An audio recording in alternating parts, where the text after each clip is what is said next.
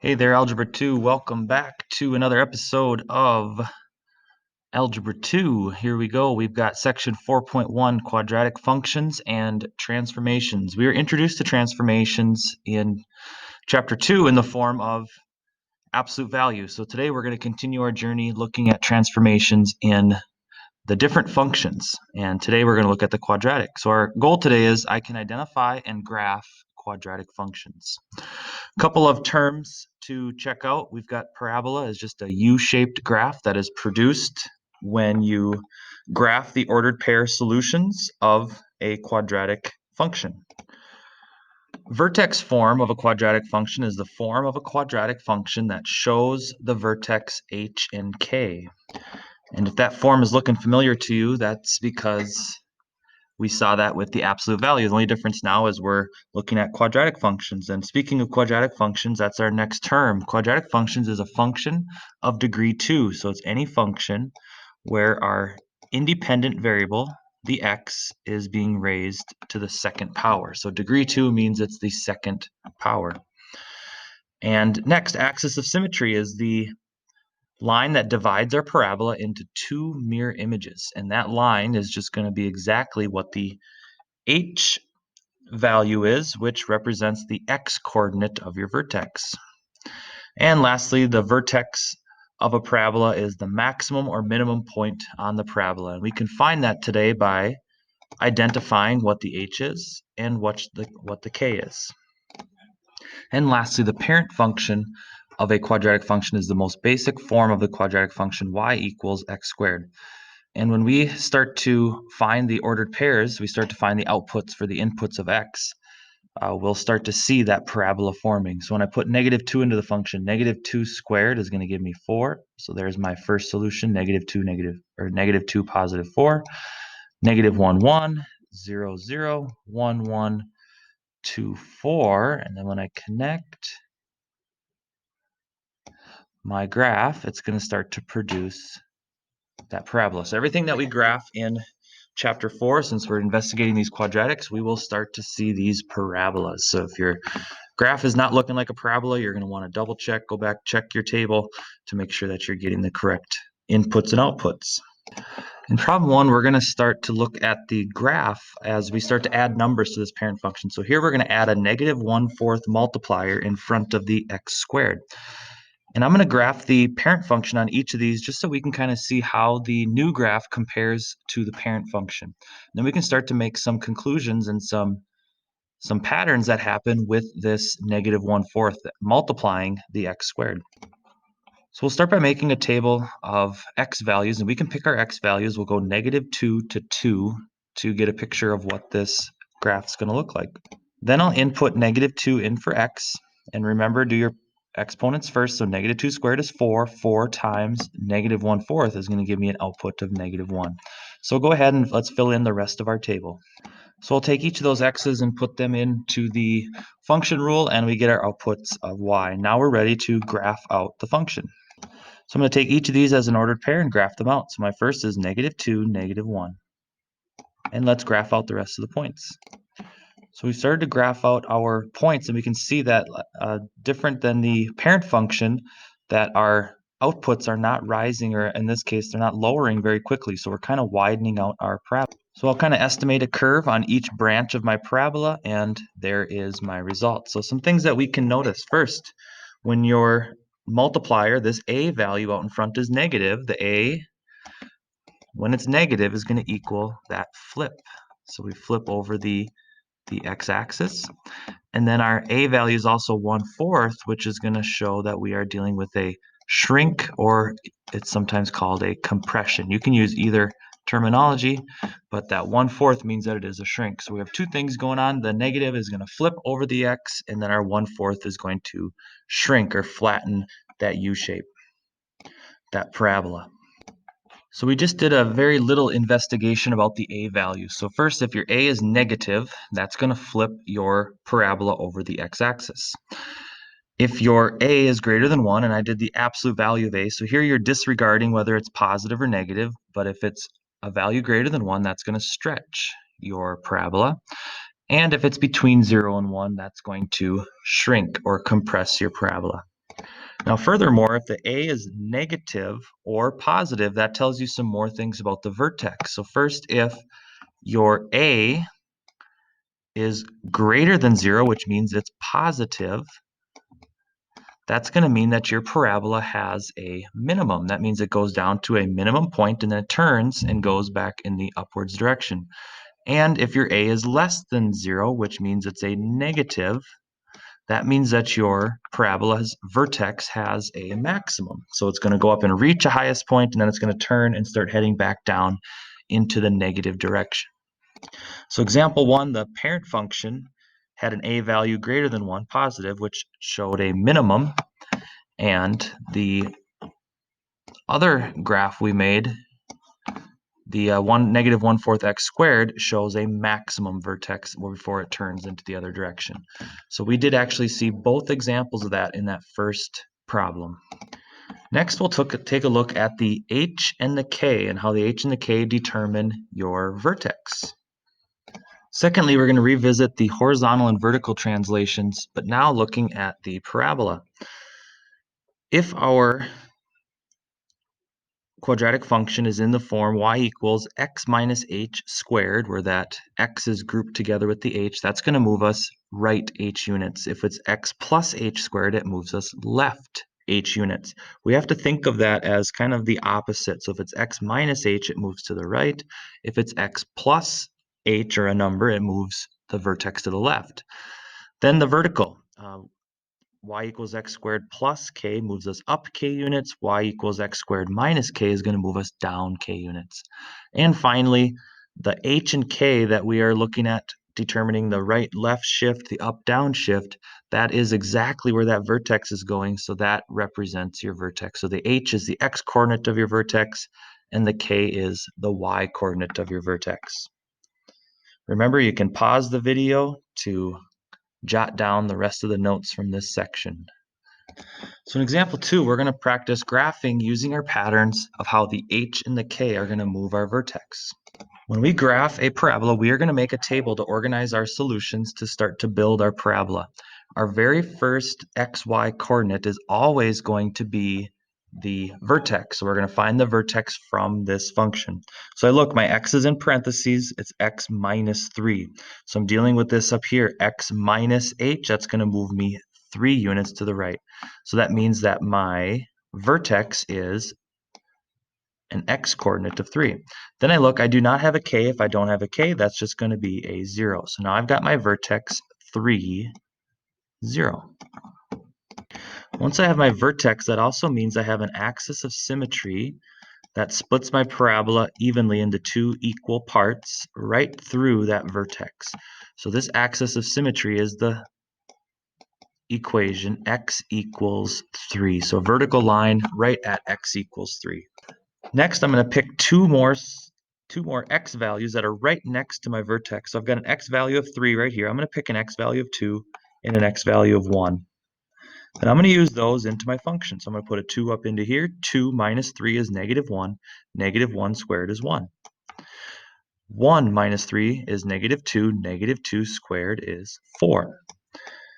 Now when you do that, you actually get a 2 for 1 deal, because I've got my solution 2, 1. I've got my other solution 1, 4. I'm starting to build half of my parabola on this side, but I know the right side is going to make that perfect reflection. So if I'm 1 point away, I'm going to move 1 unit away this way. There, I'm going 2 units away from my line of symmetry, and then there's my parabola. So our table doesn't have to be anything substantive. All we're going to do is find the vertex. So that's always going to be your very first point you find, and then pick a couple other x values right next to your vertex to start building your parabola. Our next example, we're going to look at finding the vertex first. So x is not grouped with any numbers, so my x coordinate, the h value is 0, plus 1, my k value is 1. So the very first thing I do is I'm going to go and graph my vertex. After graphing my vertex, I'm going to go and pick a couple points, but I just remembered before I do that, I should graph my line of symmetry. So axis of symmetry comes right through the vertex. There it is, right along the y-axis. And that axis of symmetry equation is x equals 0. So all the x coordinates are 0 on that y-axis. There, now we're ready to start picking a couple points right next to my vertex. I'm going to just pick 1 and 2. I always just pick the two numbers right next to my vertex, the two x coordinates. So I'm going to find out what's the solution when I put a 1 in, what's the solution for y when I put a 2 in. So we put 1 in. 1 squared is 1, 1 plus 1 is 2, so I get an output of 2. I put a 2 in for this x right here. X squared, 2 squared is 4 plus 1 gives me a 5. Now once we graph these two solutions, we've got half of our parabola. We've got that right side. We'll reflect these points over the axis of symmetry, and there's our other 2 points. So when we're graphing these parabolas all through chapter 4, we have to always start with that vertex. Find where that vertex is. It's like your y-intercept, and then from there you can start to plug in more x values, find a couple more solutions, and then you can graph your parabola. And it's a-okay if you just pick 2 more points, because actually you get that 2-for-1 deal. When you pick 2 more x's, you really get 4 because you can reflect those over. For problem 3, we're gonna look at this function and find these values without graphing. So first, what are your vertex? Axis of symmetry. Is the vertex a minimum or a maximum? And then find the domain and the range. So we're going to do all those things without graphing, but I will be talking about a picture of what the parabola would be looking like. First, the vertex. So the vertex, we're just looking at the h and the k values. So I look at my x, it's in parentheses with that x minus 3, so that means my x coordinate of my vertex is a 3. Then I look at my k as minus 5, so my vertex is 3, negative 5. So right now we're piecing together that our vertex has to go 3 to the right and then down 5, so it'll be down in that 4th quadrant. That's where we're going to start our parabola. Then the axis of symmetry. Axis of symmetry is equal to the h coordinate, so it's x equals 3. So it's just the x coordinate of your vertex, or that h value from your function. Next, we're going to look for the minimum or maximum. So we're talking about the vertex. Is the vertex a minimum or maximum? And I just look at this a value. A value is positive, so that means my parabola is going to open up like that, which means my vertex is going to be way down here at the bottom. So this is going to be a minimum. Next, we'll discuss our domain and our range. So domain and range we touched on in chapter 2. Domain represents the x values that are being used in the function, and then the range is going to represent the y values that are being used. And the domain here is going to be a set of continuous numbers, and also the range will also be that set of numbers that are being used in the function. So that is how I'm going to write my notation, is using the set, this little bracket here. So let's talk about the domain. So far we've just been using a few x values into our function. But when we create that parabola, and think about if that parabola keeps on going to the positive side and negative side. If I would keep extending my table, I could keep putting x values in on the positive side of x all the way to infinity. And on the negative side of x, I could keep entering in negative numbers into my function all the way to negative infinity. So these functions, these quadratics, they accept any and all x values, which we're going to represent with the span. Negative infinity is less than or equal to x is less than or equal to positive infinity. So that represents the span of x values that can be used in the function. So the function will accept any x value. But now let's talk about the y.